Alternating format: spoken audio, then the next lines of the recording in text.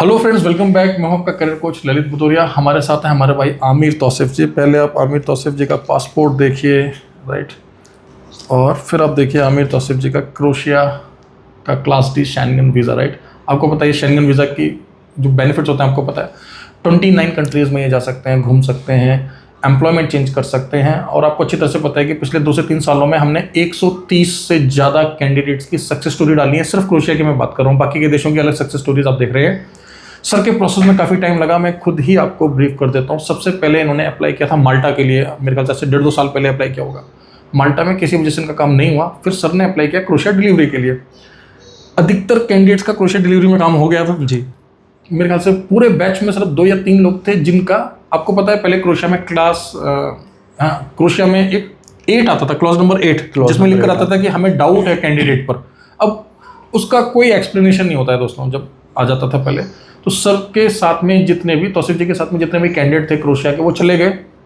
लेकिन अब क्योंकि ये लोकल देहरादून के ही हैं और सर के जो है हमारे साथ पारिवारिक संबंध भी हैं, ठीक है, और इनके जीजा जी का भी हमारे पास रेगुलर आना जाना था, और इनके जीजा जी भी काफ़ी अभी यहीं पर ही हमारे साथ, तो काफ़ी अच्छे यहाँ पर पॉपुलर रियल स्टेट रियल्टर हैं यहाँ पर देहरादून के अंदर। तो कभी आपके साथ उनका भी इंट्रोडक्शन करवाएंगे, राइट।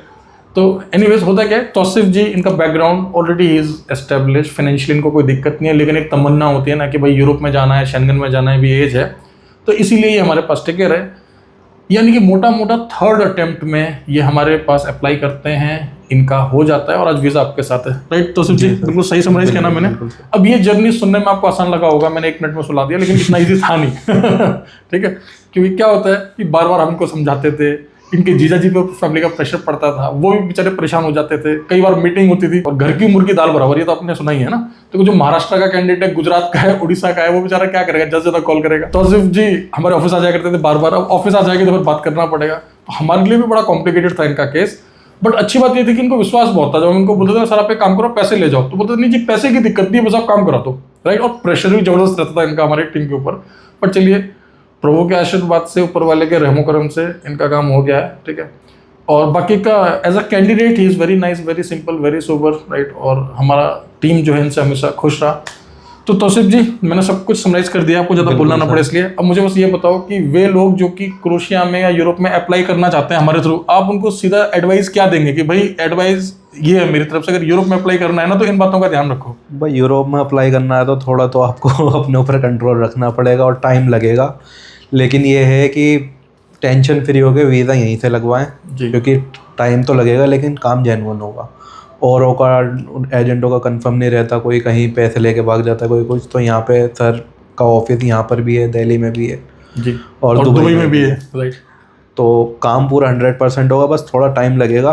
तो थोड़ा टाइम जिस पे हो तो वही अप्लाई करे, बिल्कुल ये बहुत इंपॉर्टेंट है, क्योंकि हमारी टीम जो भी आपको टाइमिंग बता रही है, देखो एक बात आप लोग ध्यान से समझ लो, फर्स्ट अटेम्प्ट में हमारा सक्सेस रेट 80 to 90% है। सेकंड अटेम्प्ट में अधिकतर का आ जाता है। किसी किसी के ग्रह नक्षत्र बड़े हैवी होते हैं, जैसे तौसिफ जी के थे, ठीक है, तो इनको 3rd अटेम्प्ट तक खींचना पड़ा। नहीं तो 10 में से 8 का पहली बार में वीजा लगा देते हैं, 1-2 होते हैं जो दूसरी बार में लगा लेते हैं, ठीक है। बट आपको सब्र करना पड़ेगा, पेशेंस करना पड़ेगा, लेकिन पूरे प्रोसेस में हम आपको अपडेट करते हैं। जैसे दोबारा जब उनका अप्लाई किया तो उनका ऑफर लेटर आया, इनका सबमिशन स्लिप भी आया। बस वो VFX वाले ही थोड़ी गड़बड़ करते हैं, अगर होती है तो बाकी इधर से तो कुछ नहीं है। हाँ, थोड़ा सा मतलब इनको प्रॉब्लम हुआ VFX के साथ में, but anyways I understand, VFX is a big company, हो जाती है केवल कॉम्प्लिकेशंस, राइट। इस दौरान हमने इनकी एम्प्लॉयर से भी बात करी। अच्छी बात ये थी कि बेचारा इनका एम्प्लॉयर आ जाया करते थे गूगल मीट में बात करने के लिए, जब प्रोसेस डिले हो रहा था। मतलब गोरा जो है बेचारा वो आ जाता था कैंडिडेट से बात करने के लिए बार बार, नहीं मैं बात करता हूँ। वो जूम मीटिंग काफी बार हुई है उनके साथ, एक बार नहीं 3-4 बार हुई है। 3-4 बार मीटिंग हुआ, क्योंकि फॉलो अप तो एम्प्लॉयर ही लेता है। आपको पता है कि क्रोशिया का जो सारा प्रोसेस होता है वो वहाँ की पुलिस कंट्रोल करती है।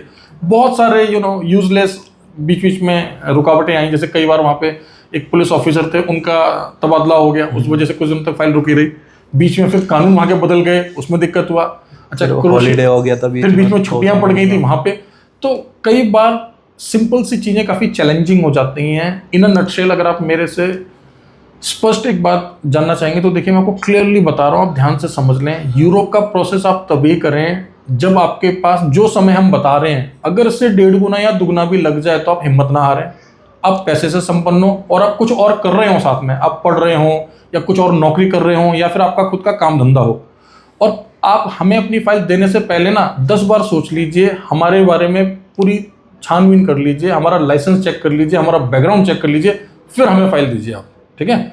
और अगर आपने हमें फाइल दे दिया, आपको पता है हम आपको कभी अंधेरे में नहीं रखेंगे। अगर काम नहीं होएगा, अमित जी से पूछिए, बीच में एक बार ऐसा भी होता है, मैंने बोला था एक काम करता हूँ कि आप सब लोग अपना कैंसिल करा लो, पैसे ले लो, ऐसा भी बोला था मैंने, राइट। फिर ठीक है, क्योंकि इनके ग्रुप में अधिकतर कैंडिडेट काफ़ी पॉजिटिव थे और मैंने आपको इनके जीजा जी के बारे में बताया था, उन्होंने काम भी हमसे करवाना था और प्रेशर भी उन्होंने पूरा बना के रखा था हमारे ऊपर, ठीक है, कि करवाएंगे भी आपसे और आपको जो है बिल्कुल प्रेशर भी कम नहीं होने देंगे। तो उनका भी बहुत बड़ा योगदान है, मुझे लगता है कि पूरे ग्रुप का काम हो गया, ठीक है। तो दोस्तों मिलते हैं अगले ब्लॉग में कुछ नई सक्सेस स्टोरीज के साथ में, और आप सबकी तरफ से मैं अपने भाई आमिर तौसिफ को बहुत बहुत शुभकामनाएं देता हूँ, ठीक है। Thank you very much guys, all the best.